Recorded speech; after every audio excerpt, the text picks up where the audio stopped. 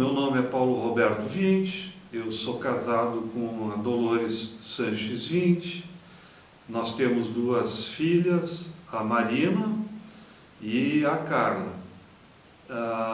Ambas já atuam profissionalmente, a Marina é professora e a Carla tem uma empresa de publicidade.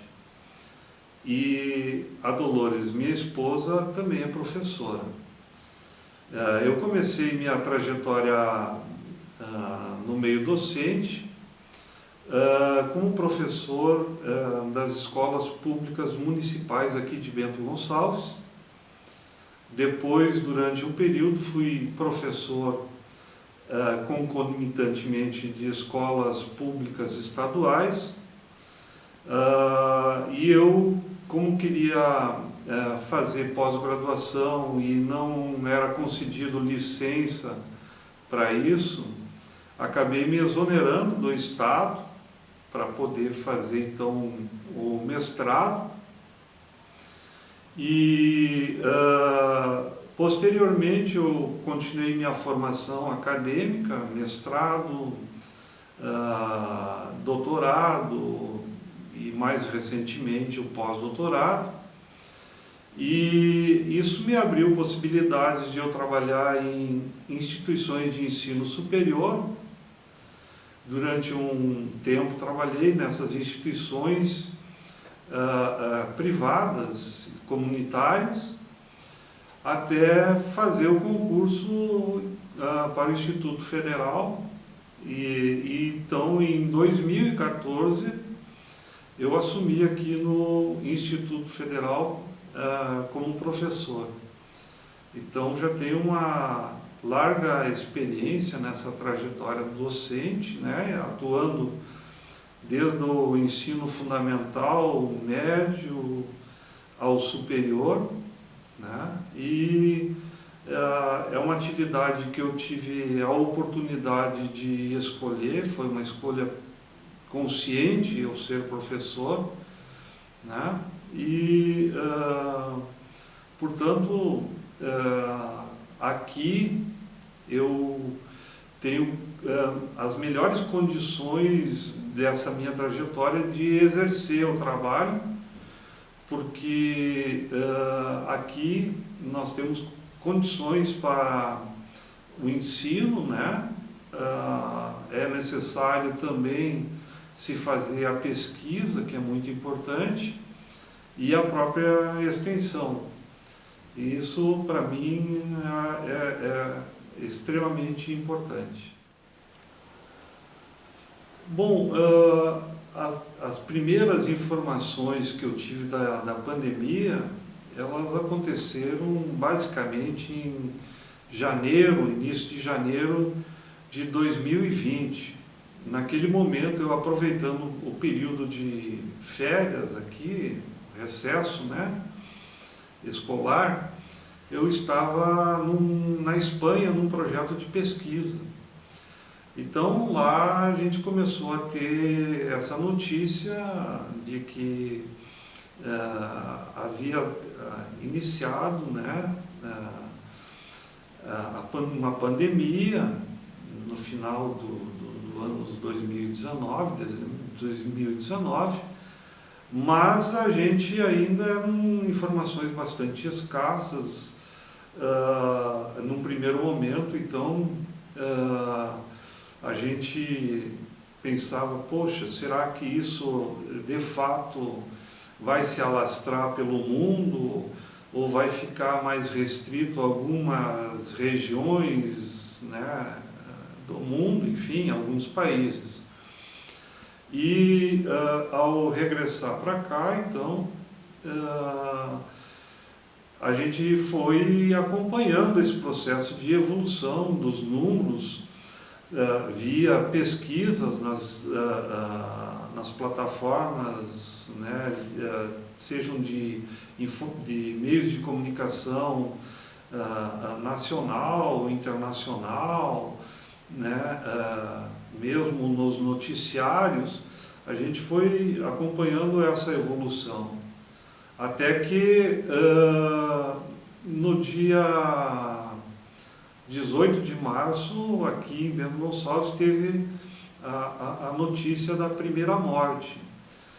E eu, a partir daquele momento, comecei a registrar a evolução, no caso dos boletins epidemiológicos municipais, acompanhando então essa evolução no nosso município, né, que foi bastante rápida, como no país todo, né, e a minha reação é a reação que as pessoas em geral tiveram, né, de medo, ou medo causado por algo que é desconhecido, né, porque não se tinha ainda nem certeza de qual a sua origem, a certeza sobre a forma da sua proliferação, os impactos disso na saúde, na vida das pessoas,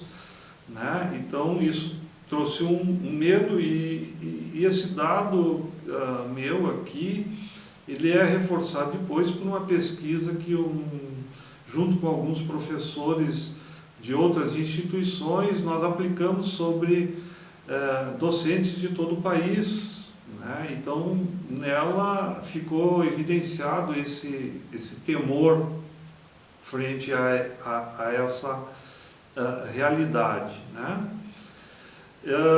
E também a gente ficou um tanto quanto preocupado em razão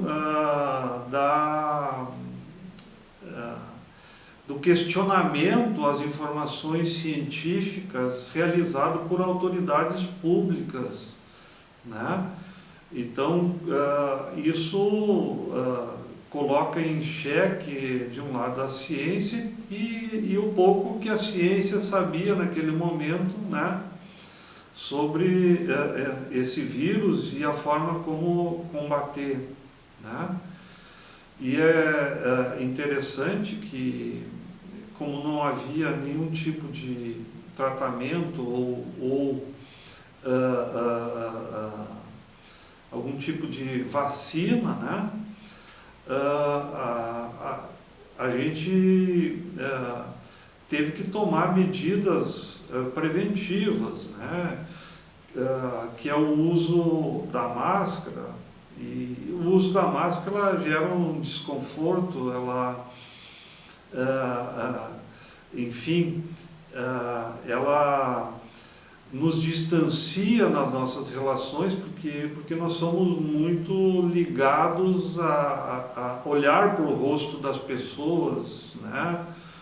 E ela também é um tanto quanto desconfortável, né, no seu uso, dificultando um pouco a respiração, dificultando também a comunicação entre a gente, né? E aliado a isso, então, essas medidas de distanciamento social que foram necessárias para, inclusive, evitar um contágio maior e um colapso maior do que se teve no sistema de saúde, né? Haja visto, né, a quantidade de pessoas que morriam diariamente, né? Então, tudo isso teve impactos emocionais, né, em todos nós, de alguma maneira, e inclusive a pesquisa que nós realizamos, ela aponta isso, né, no sentido de que há um crescimento por parte dos professores em termos de ansiedade, depressão e estresse, né, causada por todo esse contexto, né? E isso provocou também impactos econômicos, né? Porque muitas pessoas tiveram que deixar de trabalhar, sejam enquanto proprietários do seu negócio, como trabalhadores. Isso impacta na renda, em projetos futuros, muitas vezes, né? Então, tudo isso, de certa forma, tem impactos, né, psicológicos, aliado, né, à perda de amigos, à perda de parentes, né? Enfim, toda essa preocupação em relação à vida. E no nosso caso do trabalho docente, a gente sofreu mudanças importantes, né? Porque as nossas aulas, elas costumam ser presenciais, e o uso de equipamentos da tecnologia da informação para aulas não presenciais eram pouco utilizadas, né, pela gente, e ela passou a ser a forma como a gente tinha para continuar trabalhando naquele momento tão importante, que o fundamental era a preservação da vida, a saúde das pessoas, né? Então,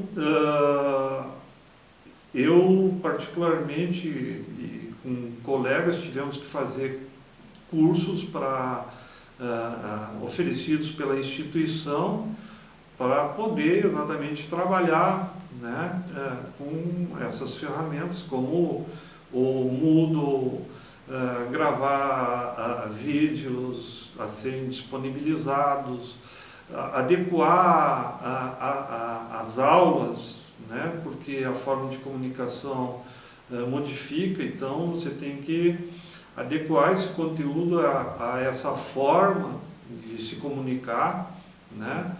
E isso não é algo bastante simples, é extremamente trabalhoso, né? De se fazer toda essa adequação, né? Aqui no Instituto Federal, né, houve um primeiro momento em que foi suspenso. Particularmente eu, durante esse período, entrei em contato com os estudantes e me dispus a desenvolver conteúdos relativos, né, à disciplina de sociologia, porque nós só temos um período por semana, e eu vi naquilo uma oportunidade de disponibilizar um aprofundamento maior semanal para quem tivesse interesse, porque não eram obrigados a acompanhar, né? Mas era uma oportunidade da gente poder, então, naquele momento, estar aprofundando esse conteúdo, né? Bom, quando nós retomamos, então, as atividades, né, ainda de forma não presencial, foi um desafio para todos nós, porque, de um lado, nós usávamos um equipamento não tão adequado, há problemas de conexão, estudantes também com dificuldades em relação a equipamentos e conexão. Enfim, foi extremamente desafiador para todos nós. E eu particularmente acho que essa adequação desse material para esse formato exigiu um esforço muito grande, uma revisão de um material que eu já tinha preparado, e por se tratar de uma nova modalidade, eu procurei disponibilizar sempre os conteúdos, seja no formato de vídeos ou com leituras complementares, né, no sentido de possibilitar com que eles utilizassem o tempo que estivessem em casa, né, ou que não, naquele momento que não pudessem estar em aula, pudessem receber aquele conteúdo. Entretanto, nós somos pessoas e pessoas no sentido integral, e nós não temos como nos dissociar a nossa vida, por mais que se queira, profissional ou da vida privada. O privado ele influencia no profissional, por mais que a gente se esforce. Por que estou falando isso? Porque esse impacto de insegurança, de medo, gerando problemas de saúde mental, ele também vai gerar dificuldades nesse processo, nessa relação de ensino-aprendizagem, né, por uma modalidade que é a distância, né, que não é o habitual. E não é da cultura nossa brasileira esse compromisso nesse tipo de ensino. Nós somos muito condicionados às avaliações, somos muito condicionados ao controle de presença, enfim, que é muito mais viável e possível no ensino presencial do que no não presencial, né? Então, certamente esse conjunto de fatores ele vai de alguma maneira interferir nessa relação de ensino-aprendizagem, né? Então, o que eu senti, e a nossa pesquisa também comprovou isso, né? Que essa questão dos impactos da saúde mental, eles trouxeram um impacto sobre a aprendizagem, né? Eu acho que, por maior que tenha sido o esforço e foi feito por parte docente, e era o que era possível naquela situação, e era o que era necessário, né?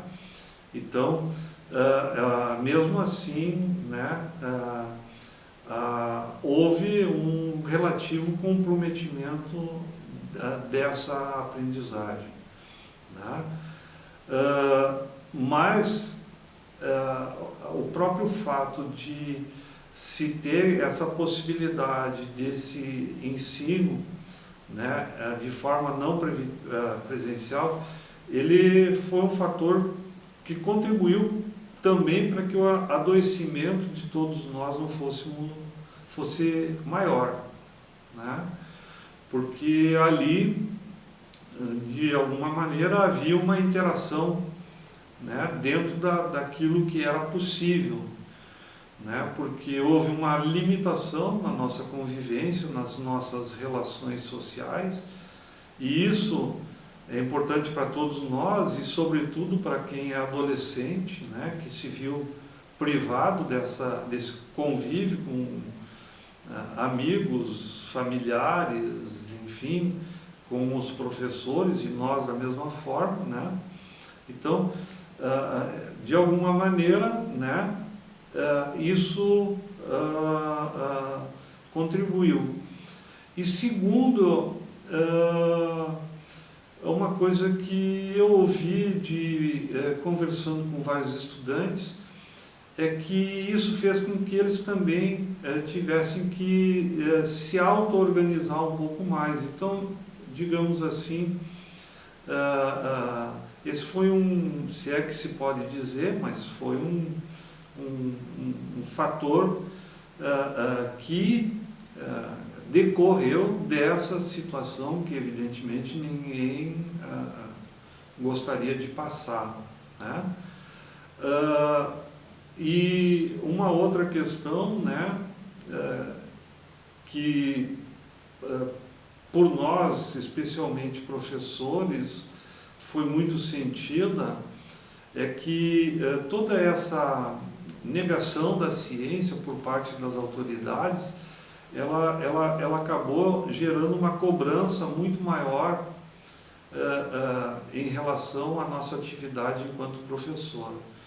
Ou seja, nós estávamos trabalhando muito dentro das possibilidades, né, tendo todo esse desgaste de um lado e por outro uma cobrança de parcela da sociedade, né,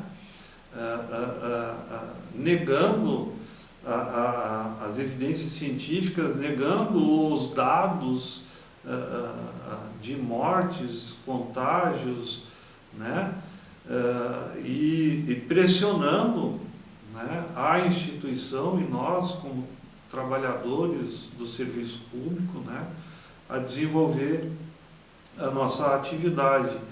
Então, isso foi algo extremamente complexo, porque eventualmente quando a gente tinha que, com todas as precauções, comprar alguma coisa no mercado, na farmácia e tal, né, a gente acabava ouvindo comentários, né, de pessoas que realmente, né, influenciadas por essas ideias, nos cobravam, né? Assim como na nossa pesquisa haviam pessoas que cobravam que a nossa atividade docente, como dependendo da idade escolar, a família teve que acompanhar e auxiliar nessas atividades, se notava uma cobrança da família em relação às atividades passadas pelos professores, né? Ou seja, poxa, vocês estão passando muitas atividades, enfim. Então, existiam diferentes formas de pressão sobre nós, que somos professores e outros profissionais, em relação ao exercício da nossa atividade. De um lado, aqueles que achavam que nós deveríamos atuar mesmo em meio à pandemia com aulas presenciais, e outros que nos cobravam, entendendo que tinha um excesso de atividades para acompanhar as atividades familiares, né? Então, é um processo muito contraditório e que nós, de alguma forma, fomos bastante impactados, né? E isso, infelizmente, né, essa desinformação gerada trouxe atraso na vinda de vacinas e, com isso, as atividades econômicas foram impactadas e a própria atividade, né, nossa enquanto professores, demorando mais, né, para o nosso regresso na atividade profissional, que é aquilo que a gente mais desejava, né? Ou seja, retornar com atividades presenciais, evidentemente, dentro de uma segurança em termos de saúde, né? Quando a gente retornou às atividades presenciais, o primeiro impacto que eu tive, ao retornar aqui ao campus, parecia que eu estava num lugar diferente daquele em que em 2020 eu havia deixado de frequentar, né?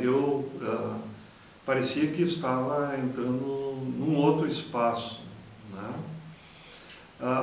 Ainda era um momento com todo o cuidado do distanciamento, com todo o cuidado do uso da máscara, né? Mas o fato de reencontrar colegas de trabalho, o que é muito importante na nossa profissão, porque isso nos permite o diálogo entre nós e o crescimento mútuo, né? O encontro de estudantes alguns dos quais nós havíamos apenas visto na forma de avatar, né? Porque não abriu muitas vezes a câmera, né? Por diferentes motivos, né? Às vezes até o espaço que se encontravam e estavam compartilhando com outras pessoas, as razões mais diversas, né? Então você estava pela primeira vez, né?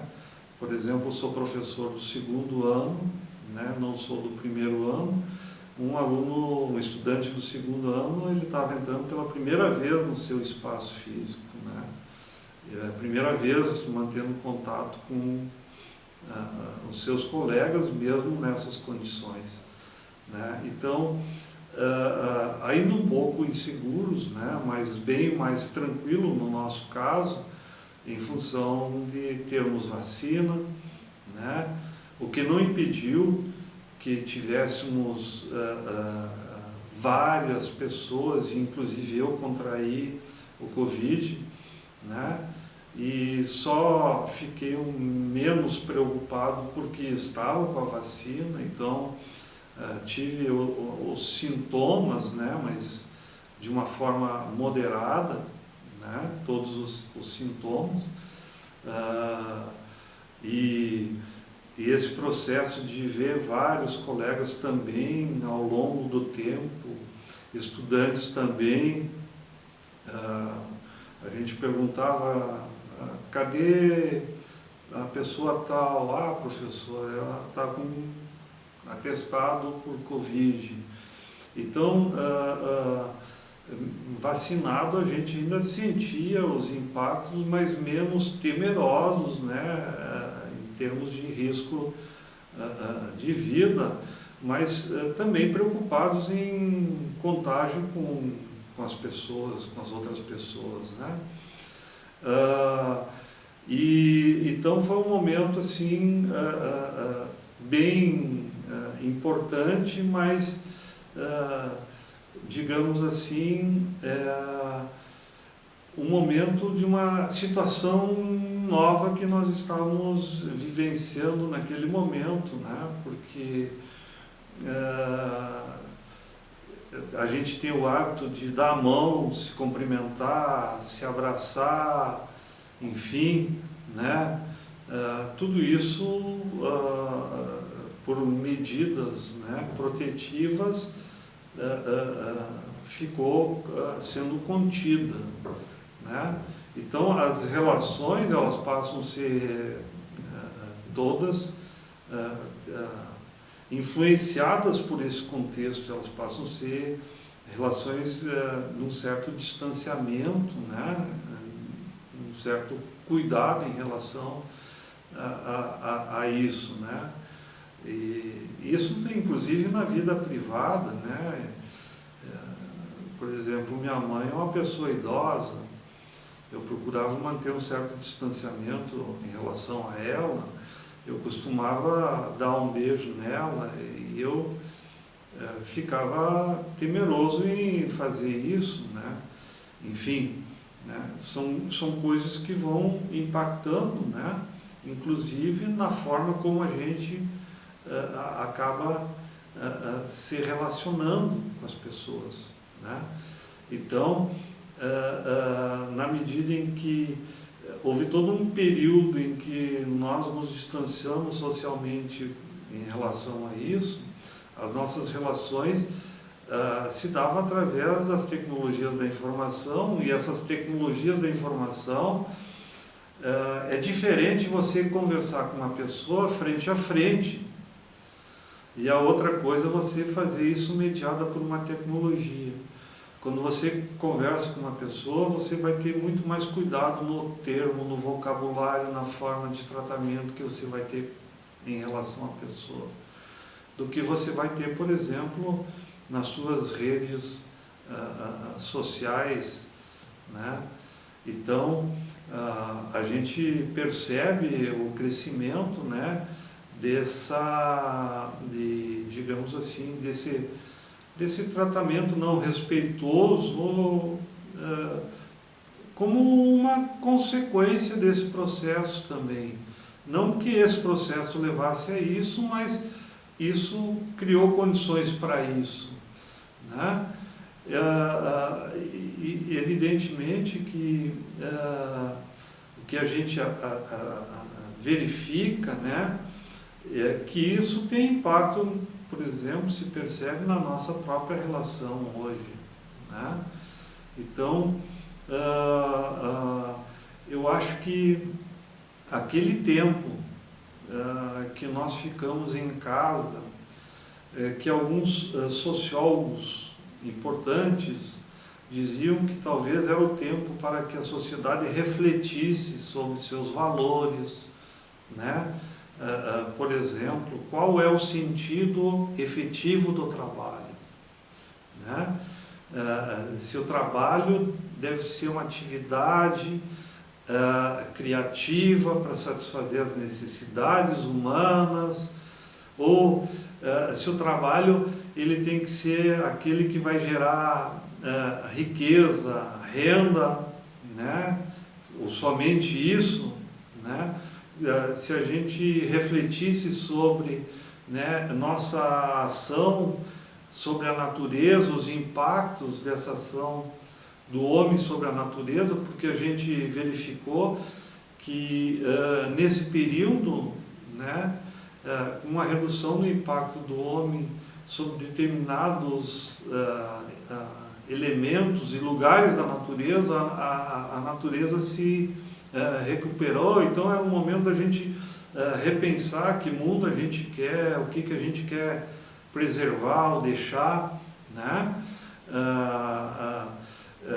Se a gente, é um momento para parar, para a gente pensar se a gente quer um mundo em que eu reconheço o outro como um sujeito pleno de direitos, ou se a gente vai continuar reproduzindo a discórdia, o conflito, né? Enfim, a pandemia ela poderia ser um momento, e essa era talvez uma hipótese levantada por muitos estudiosos, para que a humanidade refletisse um pouco sobre, né, o que ela quer, como ela quer construir, qual é o legado que ela quer deixar, enfim. E me parece que algumas pessoas, muitas pessoas, fizeram isso, mas também um número significativo de pessoas, né, não aproveitou esse momento, essa oportunidade, né, para refletir sobre isso e, enfim, né, a gente, enquanto uma sociedade, passar a pensar de uma forma diferenciada, né? Então, eu vejo que a minha expectativa é que isso pudesse ser feito, e eu acho que nós ficamos muito aquém do que poderíamos ter realizado, né, enquanto uma oportunidade, né, para a gente reconhecer a nossa fragilidade, reconhecer a nossa interdependência enquanto pessoas, né, porque a gente, de forma tão rápida, um contagiou o outro, não havia fronteiras para isso, né, e por outro lado, né, é incrível, né, a ciência deu uma resposta muito rápida, né, nunca na história da humanidade, de uma forma tão rápida, se desenvolveu, né, uma vacina para poder enfrentar isso, né? Então, por outro lado, isso reforça a importância da ciência, né? E, ao mesmo tempo, não me faz perder a esperança, né, na solidariedade. Mesmo que a maior parte das vacinas tenham sido direcionado, por exemplo, a países ricos, né? E isso está nos dados da Organização Mundial da Saúde, né? Muitos países pobres receberam de forma solidária as vacinas. É bem verdade que em menor número, mas isso, por outro lado, nos dá um alento de que existe solidariedade e que é possível, né, a gente, e necessário, ser mais solidário, né? Que a vida ela é um bem maravilhoso, né? E que essa vida ela tem que ser guiada, sobretudo, por valores humanistas.